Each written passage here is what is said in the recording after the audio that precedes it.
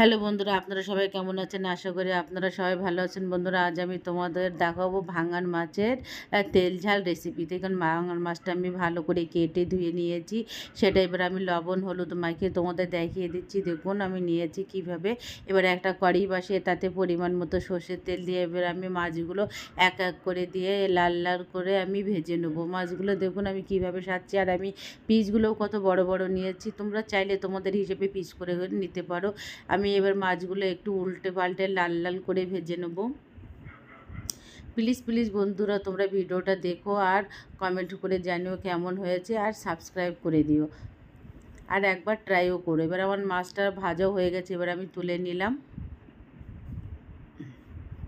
এখানে আমি আর তেল ইউজ করব না, আমি ওই তেলের ভিতরে ফোড়নের জন্য দিয়ে দিচ্ছি দেখুন শুকনো লঙ্কা, তেজপাতা আর একটু জিরে। এটা আর অন্য কোনো মশলা দেওয়ার দরকারই নেই।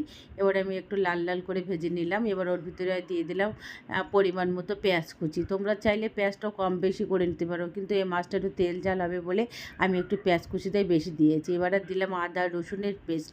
তোমরা চাইলে আদা রসুন কুচিও দিয়ে দিতে পারো। এবার আমি একটু লাল লাল করে ভেজে নিলাম। এবার আমি এখানে দুটো বড় ছোটো ছোটো সাইজের টমেটো কুচি নিয়ে নিয়েছি, আর 3-4টে চেরা কাঁচা লঙ্কা দিয়ে দিলাম। যত মশলাটা তুমি হাতে ধরে কষাবে ততই ঝোলটাই খেতে ভালো হবে। এবার আমি দিয়ে দিলাম পরিমাণ মতো লবণ ও হলুদ গুঁড়ো, ধনিয়া গুঁড়ো, জিরে গুঁড়ো, আর এবার দিয়ে দেবো লঙ্কা গুঁড়ো। এবার আমি পুরো মশলাটার সাথে এবার ভালো করে আমি কষিয়ে নেব, টমেটোর সাথে মশলার সাথে ভালো করে। যত সময় পর্যন্ত তেল না ছেড়ে দেবে বা কাঁচা গন্ধ না চলে যাবে তত সময় পর্যন্ত কষিয়ে নিতে হবে। দেখুন পুরোভাবে আমার কষানোটা হয়ে গেছে, কী সুন্দর দেখতেও লাগছে। এটা গরম ভাতের সাথে একবার ট্রাই করেও খুব ভালো লাগবে। এবার মাছগুলো আমি এক এক করে দিয়ে দিলাম, আর এখানে আমি পরিমাণ মতো জল দিয়ে দেবো। জল দিয়ে আমি একটা ঢাকনা লাগিয়ে কিছুক্ষণের জন্য ফুটতে দিয়ে দেবো।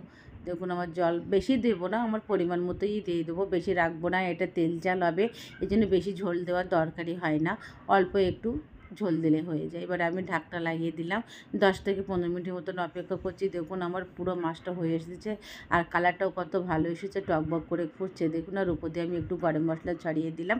এই মাছটা যখন রান্না করবে একটু গরম মশলাটা দিলেই খেতে ভালো, আর উপর থেকে একটু ধনেপাতা কুচি দিয়ে দিলাম যাতে ফ্লেভারটা ভালো আসে, আর কালারটাও কত সুন্দর দেখতে লাগছে।